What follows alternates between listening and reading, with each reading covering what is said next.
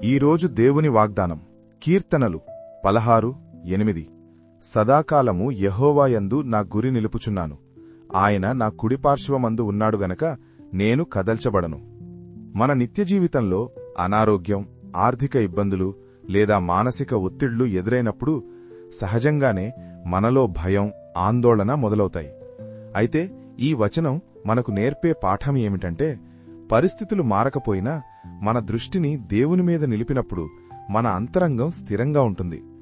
తుఫాను వచ్చినప్పుడు పునాది బలంగా ఉన్న ఇల్లు ఎలాగైతే పడిపోదో, అలాగే దేవుని వాక్యమనే పునాది మీద మన జీవితాన్ని నిర్మించుకున్నప్పుడు లోకంలోని ఏ శోధనా కూడా మనల్ని కుంగదీయలేదు.